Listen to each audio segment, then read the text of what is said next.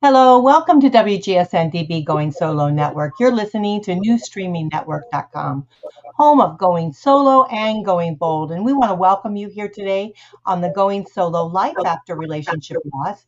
I am Cece Shatz. I am the fondly called the Doyenne of Relationship Building, and I am your host today.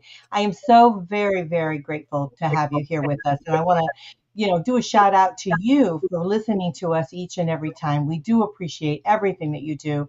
And just if you'd like to, and I would love to receive any emails that you'd like to send me, you can reach me at goingsolo@gmail.com. And then check out my website, which is goingsolonetwork.com. You can find all of the great things that we do for singles right there on that site. We hope that you'll join us and enjoy some of the things that we do and make your holiday season good, because we are fastly and very, very quickly approaching that. But let's get on with our topic tonight, because today our topic is about finance. So often, finance becomes really overwhelming for many people, and especially as we're going through a relationship loss, whether it be by death or by divorce. We get through that period and then we think to ourselves, what are we going to do, right? How are we going to be able to approach things like that? And years ago, when I went through my divorce, I didn't have the help like we have today. And we have the Money Maven on with us here today. And I am so very, very pleased to have her with us. Let's welcome her to the show. Hello. Hello, thanks for having me. It is so great having you here. You are an author, a wealth advisor, a certified divorce financial analyst, and you work for Prosperwell Financial. Nicole Middendorf, thank you so much for being on the show here today with us. Thank you for having me. So tell us a little bit about your background, how why did you decide that you wanted to not only get into finance and help people, really kind of help them move through one of the toughest situations is their finances, because we all worry about that. But then you also decided to be a certified divorce financial analyst. So tell us a little bit about your path and why you decided to help people in this field. Well, I never really planned on being a wealth advisor. Sometimes we have this plan for our life and it doesn't necessarily go as we planned, and that was me. I had the amazing opportunity to study abroad in Germany in high school as well as in college. And so I went to school for international business and marketing, and I had fallen in love with the United Nations and learned about Madeleine Albright and Ruth Bader Ginsburg. And so that was really my plan, was to go to law school and make change and really change the world from a huge standpoint. Now I'm just changing the world every day from happiness and helping people with their money. But I got married right out of college very quickly, and married someone that dreamt of being a stockbroker his whole life. And so that is how I ended up in the financial services industry. Not planned on it, but that's how I ended up. And started first at Morgan's. Well, back then it was Morgan Stanley Dean Witter, but then it was Morgan Stanley. And 22 years ago, left Morgan Stanley to go independent. So that's where Prosperwell Financial is my own company. Raymond James is our broker dealer. So we don't represent a certain product or a certain company. We can help anyone invest in anything and do financial planning and all of that. And so once I got married and started at Morgan Stanley, fast forward, August 4th of 2010 was the first time that the 911 phone call went through. And I had to acknowledge the fact that I was a victim of domestic violence, and I needed to figure out how I was going to become a survivor of domestic violence. And the Certified Divorce Financial Analyst, I never planned on doing that either. I came home one day, and you see where this story is going. My now ex-husband had taken my car and got me a different car, put the license plate on it that says was his. We were still married. And he signed me up to be the first certified divorce financial analyst in the state of Minnesota. And so he was doing it and looking at it from a monetary standpoint, like you can be the first, you can help all these people through the divorce process. And I was looking at it from a standpoint of, oh my gosh, like I went to private Catholic school, like you don't get divorced. That's why I was still married.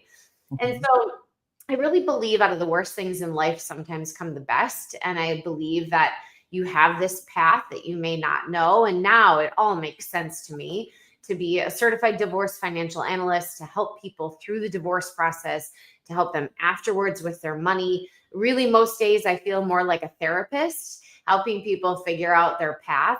Because when you're involved in a domestic violence situation and those feelings of intimidation and the dynamics of control and that overwhelmingness, like you never forget that. That will stay with you for the rest of your life. And so many times, you said it in the intro, so many times people are so overwhelmed with money and it can feel intimidating. Those are the feelings that I can resonate and relate to so many people. And so that's where really we take the money and we try to make it very fun and interesting. And so when I got divorced, I had to give him the company name, the website. We had 12 financial advisors, and I had to start all over again in 2012. And so when I did that in 2012, I got the kids to bed one night, and they both were well, one was probably 2 and one was 1. And I was like, how did I end up here? and what do I do about this? And so I rewrote my bucket list. And if you tell someone you're doing something on your bucket list, that's where they think you're dying. And I, in my eyes, had already died. And I just started calling it the live it list, because from the outside, my life looked perfect. Big house, having a business, we owned a commercial building. By then I had been doing my radio show, maybe had written 1 or 2 books by that time. That you had the jet skis, you had the multiple cars, you had the 4-wheelers, you had all of this stuff. But not a single thing of it had I picked out myself. And I felt like I literally had no control over the money, let alone no control over my life, let alone no control over my choices or my happiness. And so I rewrote my bucket list, which then became the live it list. And that's where really I realized how I can love financial planning, or where it all made sense is, oh my gosh, money can be so boring and so overwhelming for people. And the average financial advisor is 62-year-old male. That's not me. No. And so the live it list, we started having every client, we started asking them, what's on your list? And putting it in their financial plan. And so really taking it beyond just retirement or getting the kids to college or kind of these boring, overwhelming things, like what's on your list. And that's where it's really transformed money for people to just not just think, okay, it's boring and it's overwhelming, it's intimidating, it's just for retirement. No, like, do you want to go to Africa? Do you want to go to Hawaii? Do you want to take your kids to Disney? Do you want to buy a new car, a cabin? You want to start a business? What are these things that you want to accomplish in your life, and really actually making them happen? And that's what we do. We just do things a little bit differently. Money just happens to be the vehicle to make all of those things happen. Yeah, absolutely. Well, so often, as we're traveling through, then we're there, right? And we're thinking, okay, now what are we going to do? So what would you recommend to someone that's in that situation? So they're now starting to tread the water by themselves, right? And I think we really do have to, at that time, really stop and analyze our financial situation, not only where we're at that very moment, but like you said, we need to start projecting a little bit about what is it that we truly want? How are we going to live our lives? What do we want to do and accomplish as we continue to move through? So do you have kind of a little bit of a plan that you can help those try to start navigating that? So there's 2 things that you want. Is you want to look at short term, where are you every day, which really is every month, which is every year. What are you spending? Where is your money going? And looking at, so many times, Oprah said it perfectly. She's like, we're living unconsciously with our money. And so you want to be really aware what you have coming in, and know what do you have coming in and what do you have going out. Some people call that a budget. Sometimes people are overwhelmed with that big B word. So that's where we call it the cash saving plan. Where do you have cash coming in? And what can you control over? Can you ask for a raise? Do you need to switch jobs? Could you start a business on the side? What else can you be doing to help having more money come in? And then it's looking at, okay, where is that money going out? And so many times, how many times have you ever received a credit card bill in the mail and you're shocked at how much it is? I don't know if that's ever happened to you. Most people, it's happened to them. Common thing, right? Right. And so it's really being aware of where is your money going? Because like if I ask you, how much did you spend last week? Most of the time people don't know. Or, what'd you eat for breakfast last Thursday? We live in such a go, busy society. It's really being very present with your financial situation. And so I'm not here, I don't tell people, don't spend. It's really looking at where are you wanting to spend money and making sure that you're spending money in the areas that you want. So put everything that you want in that Amazon cart, go for it. But do not let yourself check out until Friday.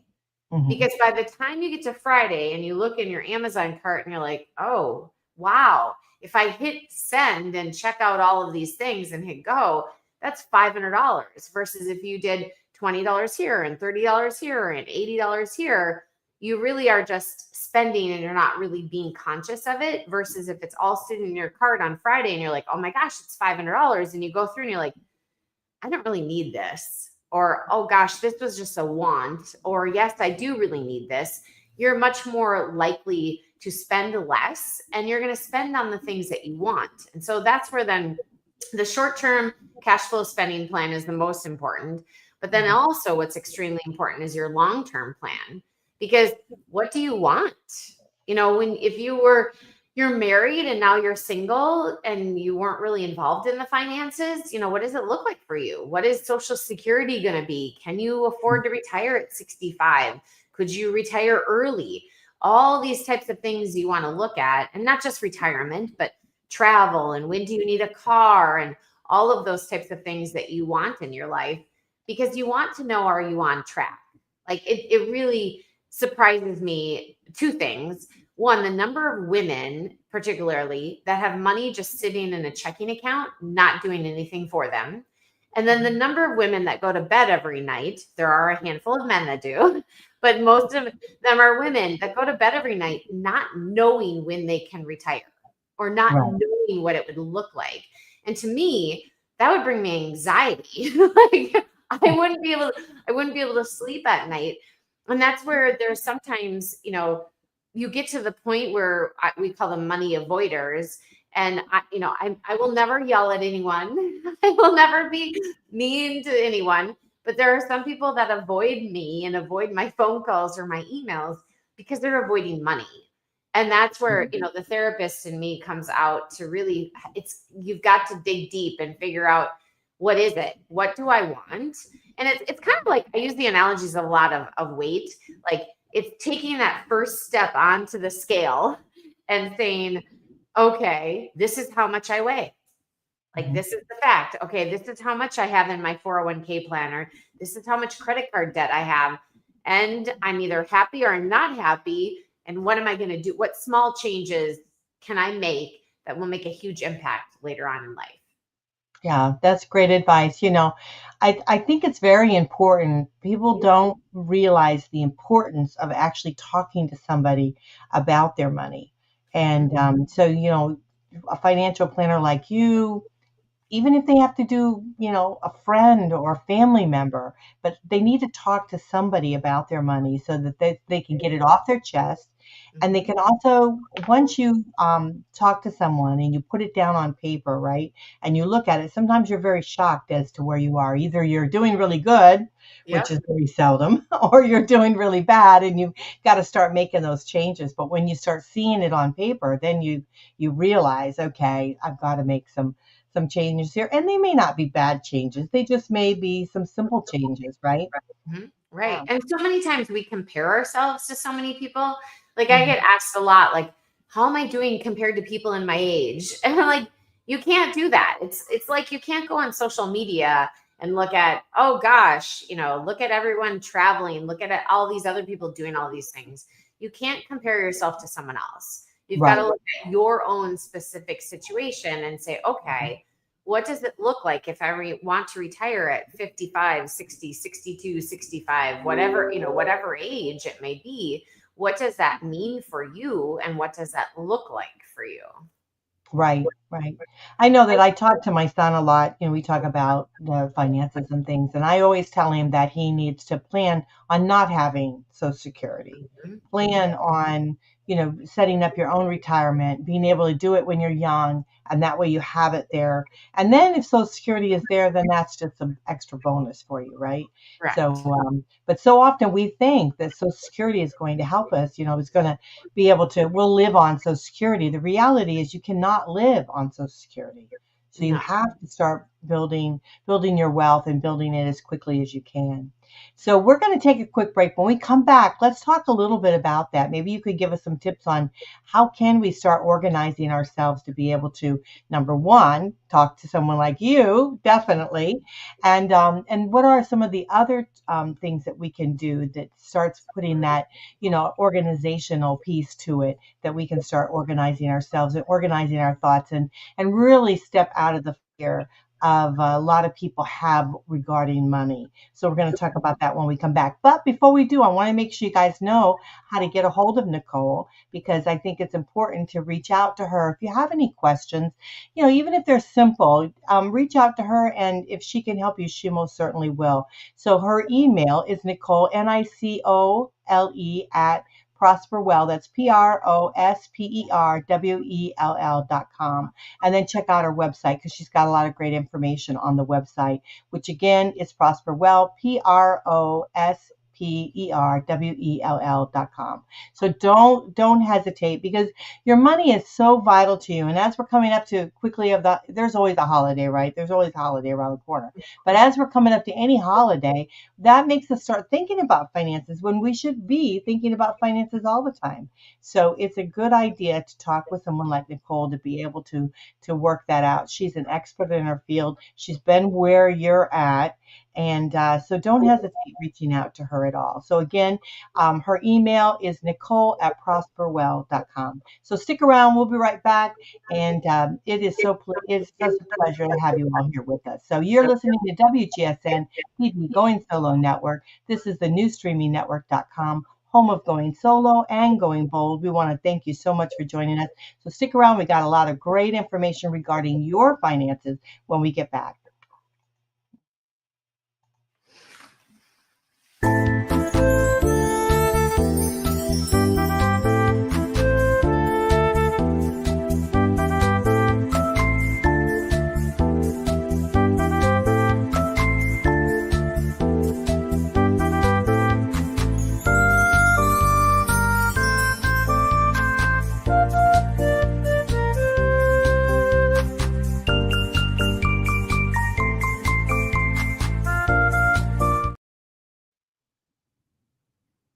Welcome back to WGSN-DB Going Solo Network. This is newstreamingnetwork.com. And we are so pleased to have you here with us on Going Solo Life After Relationship Loss. We are talking about our finances today with the Money Maven. And it is such an important topic, because money will empower you. It will make you feel that you have security, right? And you're the one that's in control of that. And so we have Nicole here with us, and Middendorf. Say your last name for me. Middendorf. Middendorf. I apologize for that. It's okay. It's a tongue twister. I'm terrible about names, but anyhow, we'll get it. But we fondly call you the Money Maven. So we love you so much, and all that you do. You have helped thousands be able to help with their finances, being able to walk them through not only post-divorce, but also at the beginning of divorce as they're walking through that. And we do appreciate you for all that you do, because finances, especially when you're going through that difficult time of a relationship loss, whether it be by death or divorce, we just get so stressed over it. I mean, it's just because we don't know where our lives are going to be, how we're going to end up with that. And that's both men and women. And so what we're talking about today is after it. Now you've gotten through the relationship loss, you've gotten through all of the steps of which you have to go through, and you're now sitting there with your bank account, whether it be empty or not, but you're sitting there with your bank account and you're thinking, okay, what is my next step? And number one, we've already said your first step needs to be giving Nicole a call. But what can we do to start organizing ourselves to be able to start moving forward? That's definitely the place to start, is getting organized, because Mhm. so many times you have usually accounts at a bunch of different places, and do not feel embarrassed. I mean, I have a round table in my office, and I've had one woman in particular that brought in 6 boxes of stuff, and we literally took so much of it and put it into our shredding machine. But that's where it's, where are you? What does your financial situation look like? And so now we're getting closer to the holidays, which is the perfect time of year. A lot of accounts are sending out year-end statements. A lot of these are going to email. And so you want to make sure that you're capturing all of those, but figuring out, okay, do you have a 401k plan and how much is in there? Do you have an Right. IRA and how much is in there? What kind of accounts do you have, and where is your money, and what is it doing for you? Because so Mhm. many times I find so many women have money just sitting in a checking account, not earning anything in interest. And I mean, I just will always remember this. I gave a speaking engagement a long time ago, and a woman, it was about 20 years ago, and the woman came into my office last year, and she said, I heard you speak, and I was just too embarrassed to come see you. I really wish I would have, but I have done nothing with my money. And she shows me her statements of her stuff. She had 3 different accounts, and her 401k plan at her current company was all sitting in money market. I was like, oh my gosh, like, what else can I do to be like, go see a financial advisor? Like, don't wait. She had her money sitting in money market for the whole 20-year period of time. Like, you can't afford that because of inflation, which we now finally felt last year. All these years we haven't really felt it. Things as we go along cost more money. And so you need to make sure that your money's invested, particularly when it's for retirement and you're not going to use it for a long period of time. And so bottom line, the first thing is gather all of your statements and figure out, what do you have? 401k plan is usually where you work. Your company may offer a match. Those are free dollars. Please take advantage of them. And then beyond that, if you have your own business, that's where the SEP IRA, SEP, just stands for Simplified Employee Pension Plan. The SEP Mhm. IRA is magical. You can work for a company and have a 401k plan. You also could have a business on the side, and you can contribute to both that 401k and the SEP. The SEP IRA, you're able to put up to 25% of your net income away, and it's totally deductible for you. So that's where as you're getting close to the end of the year and you're like, oh my gosh, I need more deductions, I need more things. That's where the SEP IRA, if you own a business, is just hands down like the absolutely a must in your world. And then the other thing that's super imperative is a Roth IRA. And if you have kids, my daughter is 14. Mhm. She's got a Roth IRA, so she works for me. She'll put together, behind me, I've got a bookcase and it's all color coded. She'll put together folders. She'll do various different things around the office. And so I pay her then. That's a business expense for me. She Mhm. gets mad because she doesn't get to see any of the money, but I put the money into her Roth IRA. And inside of her Roth IRA, she has purchased individual stocks. And so, one, she's able to teach the finance class that we finally now have gotten required in the state of Minnesota. But she could teach it for her friends. But she knows what a stock is. She Mhm. knows what a Roth is, let alone the Roth can be used tax-free for your first home purchase, tax-free for higher education, or you leave it in there for your own retirement. And so the Roth IRA for anyone of any age, as long as they have earned income, that's the requirement that you need. You definitely want to have a Roth IRA, because anything that you earn in that account, you do not pay a single cent of tax on the money. And those are the places to start. When you always want to look at what's available to you and what accounts are available to you and take advantage of those. So the 401k, the SEP if you're a business owner, and the Roth IRA, those are key. Right, right. Now, in the 401k, if you have a company that matches, probably the best thing to do is find out what's the maximum amount they'll match and make Mhm. sure that you're getting that taken out of your paycheck each month and to be able to put in too, so you can, be equal, at least equal, if not more, Yep. onto that. So, yeah, because I advise that to my brother, and he's done very well with that, being Yeah. able to, I said, find out what your max is, and then that's what divide that by your paychecks, and that's what you need to be at least taking out. Then you take advantage of that because that's free money.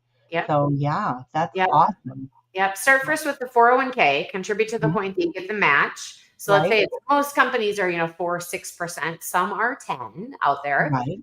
Contribute that.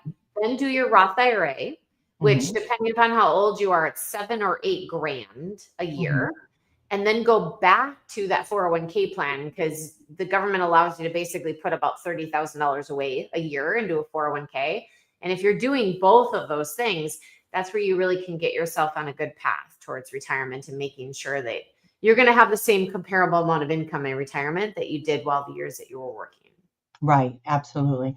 Now, do you help individuals determine like their credit cards and figuring out if you need to combine them or what you can do in order to get pay less interest? Do you help them with that? Yeah, I mean, we'll give advice. We don't manage credit cards or anything like Mhm. that. But the tips, the things that you want to do is one, go to annualcreditreport.com.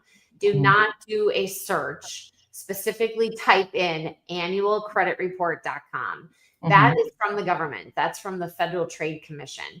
And you Mhm. can go there. You want to go there at least 3 times a year and you can get a copy of your credit report. So like, every once a quarter ish, every Mhm. 3, 4, 5 months, you go to Mhm. annualcreditreport.com, type in your information, and then there's Experian, TransUnion, and Equifax. Those are the 3 credit bureaus for Right. free. They will give you a copy of your report. It's not going Mhm. to give you your score. You're going to have to pay extra for that.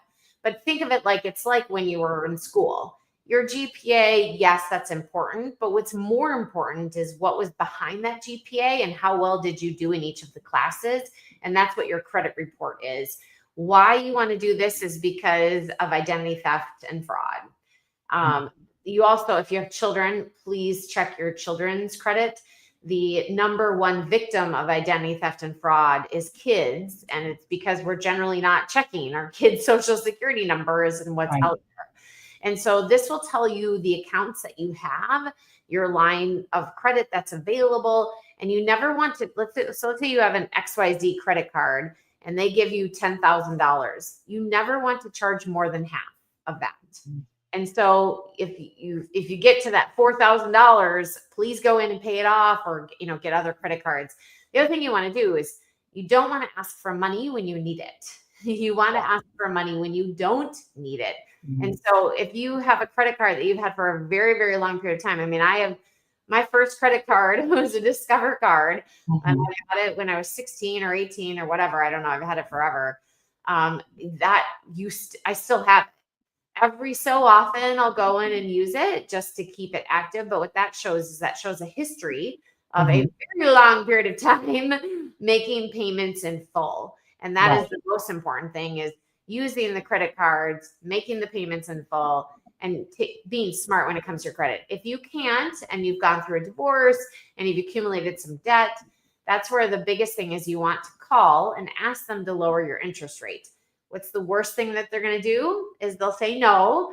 And so call and ask to lower the rate. You also can sometimes play the game of balance transfers and transfer them over to try to get 0% if that's still available. It's amazing. I've actually seen some clients getting 0% car loans in this kind of environment that we're in. So Wow. the biggest thing is you want to ask. Like there's never, ever, ever a dumb question when it comes to your money. And you want to pay attention and look like, okay, I have this card. What do I owe on it? What's the interest rate? All of the different details of it so that you can manage it and stay on top of it. Right. The other thing is too is pulling that, then you can see if there's any errors on it, you can get that corrected because often, just like anything, we don't if we don't see it, we don't know. We don't have the awareness of it. So it's a good idea to pull that so that you can see if something like let's say maybe you paid something off and it's not reported or whatever. You want to make sure that you get that done. It's the same thing with like looking at, and I think now I was just having a conversation with someone, Nicole, about it, is that we have to pull, bank statements and make sure that our auto pays, what auto pays we're on, because Yep. sometimes we pay something twice and we don't even realize it because Yep. we're not watching our money enough. And so you want to check all your auto pays and all of those, make sure that they're all set up right, and they're not, you're not taking, because I remember one time I have a Prime, I have an Amazon account. My son uses the Amazon account. We both use it together. So believe it or not, I was paying for Prime and he was paying for Prime on the same account. So Yep. you don't realize those things until you check them out. Yep. So, And that's the half of it is awareness. I'm mhm, all for being efficient and mhm, setting up auto pay, but you really need to look at, if you're not maxing out your 401k plan and not maxing out your Roth, you need to look at, okay, where am I spending money? And right. do I have Hulu, Netflix, Peacock, Apple TV? Like, how many services am I paying for every single month? Because it's so easy with the phone. You just click a little button and then all of a sudden you're hooked. And Mhm. then all of a sudden you forget about this annual renewal. And then the annual renewal comes up and maybe you haven't really totally used that service. And so Yeah.